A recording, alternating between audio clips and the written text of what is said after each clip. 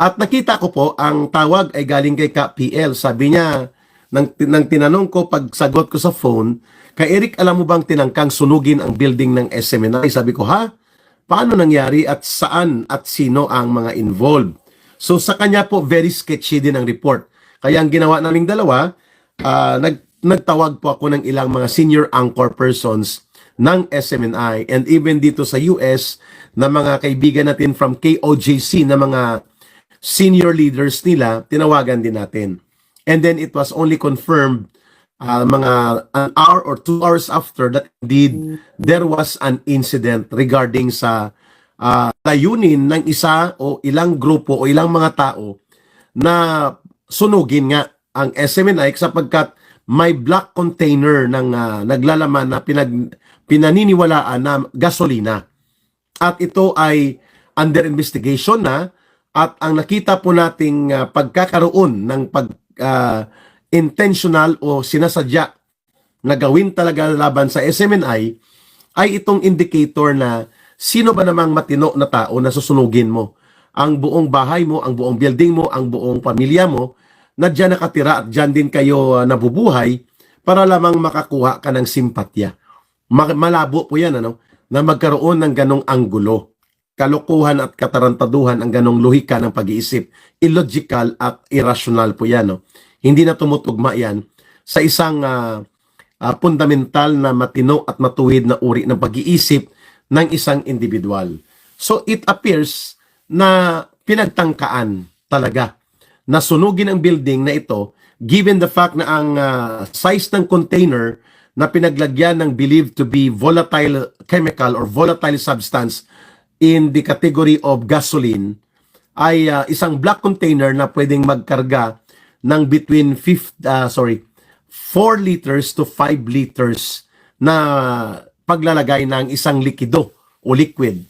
And for that matter, ginagamit talaga yan sa pag-iimbak o paglalagay sa container ng gasolina, no? Ang ganyang uri ng container. So yan pa lang po ang nakukuha nating pieces of evidence.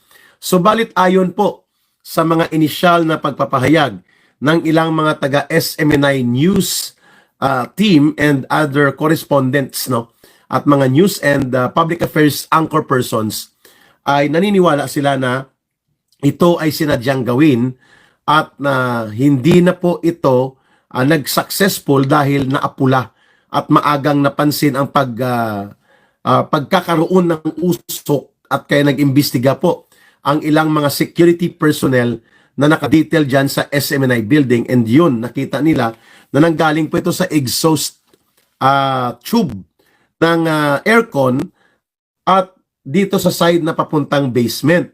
At nang tiningnan po nila at nagtumawag na ng responde mula po sa Bureau of Fire Protection, ay mayroon pong naiwan doon na believed to be a container na pinaglagyan po ng gasolina. Batay po sa inisyal na pagkuha natin ng impormasyon. Ngayon, ano po ang konteksto? Ano po ang kinapapalooban nito ng pagkakaroon ng ganitong insidente? So, uulitin ko, ito po ay hindi tayo nagko-conclude.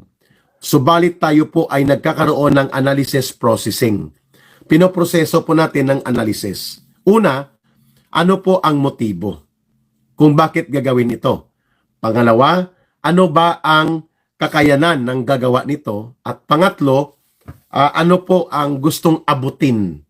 Objective ng ganitong aksyon ng possibility of attempted intentional arson o panununog sa building property po ng SMNI. So, sasagutin natin yan, Una, ito pong SMNI, alam natin na una po ito na kinatay, inatake, at binuliglig ng abuso sa poder at panggigipit ng Marcos Romualdez. In fact, noong December 2023, ako po, si Ka Eric, si Loren Badoy, at iba pa namin mga kasamahan ng mga senior correspondents and editorial management team ng SMNI ay humarap po sa mapang-abuso na komitiba ng Kongreso.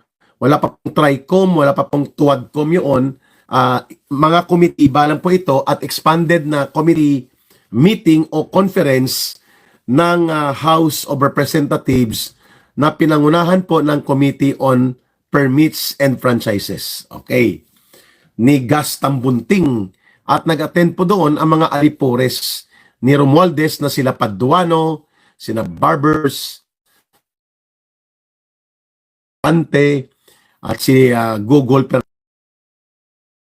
no? Ang mga ito po ay nagtang sistematiko na pag-atake upang supilin, gapiin at tutudong gipitin ang pamunuan ng SMNI, lalo pa po at ito ay associated kay Pastor Kibuloy at sa Kingdom of Jesus Christ by making difficult harassment and maneuvers against sa SMNI. At naranasan nga namin yan na ipakulong kami by contempt order dahil hindi po kami nagko-cooperate na papayagan ang House of Tambaluslos na magkaroon po ng panggigipit hinggil sa karapatan sa kalayaan sa pagpapahayag, malayang media at malayang pagsasalita. Okay? So hindi tayo nagpasakop dyan. Noon pa man, 2 years ago, ay sinubukan na pong supilin at iparalisa o lumpuin ng gobyernong Marcos Romualdez ang SMNI. At sinunod dyan po ang mga abusado at very questionable na pagkakaroon po ng mga investigation or committee hearings patungkol po sa mga ina-allege o inaakusa kay Pastor Kibuloy. At ganon din po ang paglulunsad ng malawakan at sistematikong forma ng pananalasa sa public opinion at pagsasagawa po ng propaganda operations para durugin at paralisahin ang lahat po ng mga puwersa at elemento, individual at mga organisasyon na related o connected sa mga Duterte. Ginawa po nila yan, mga kababayan, at nakita naman natin na yan po ay lumundo o nag-peak po yan sa panahon na garapalan at buong kataksilan na pinadukot ni Marcos at nila Romualdez, si Pangulong Duterte at iligal na kinarga sa eroplano, ipinatapon at iligal na pinadetine doon sa Netherlands. Nakita po natin yon ang desperasyon na yan. So para po hindi magkaroon ng boses ang taong bayan kung saan ay hindi napipigilan dyan at hindi nabibili at hindi nabubusalan ang SMNI para kahit na ano pa ang harassment at mga panggigipit na dinanas nila ay hindi po talaga nagpatinag o nagpabili o nagpaanod sa pera at pressure ng kapangyarihan ang SMNI. Kaya yan pong konteksto kung bakit ito pinag-iinitan. Sapagkat nandiyan nagsasalita sila kay Eric, sila Lorraine Badoy, si former President Duterte, si Vice President Sara Duterte. All of these are being given the airtime and opportunity to ventilate on the issues. And so that it can galvanize the Filipino people into having an analysis and having a collective position regarding po sa lumalala na krisis sa politika at krisis sa pang-ekonomiya.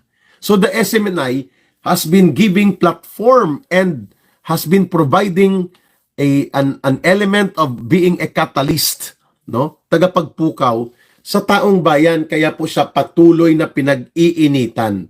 Yan ang isang dahilan nito. Motibo, yan. Ang isa pa pong motibo na sa tingin natin ay posibilidad nga na hinabol ang SMNI para magkaroon po ng pagkakataon na kung hindi man masunog ang building ay magkaroon po ng pagkatakot at pagkaligalig ang mga pinuno ng SMNI at mga sumusuporta sa kanila, no? Mga kababayan. At yan po ay hindi may tatanggi na malaki po ang posibilidad dyan na konektado po ito sa mga political manipulation and political maneuvers na ginagawa ng pamilya ni Marcos, lalo na po ang tandem ni Marcos at ng kanyang pinsan na si Romualdez.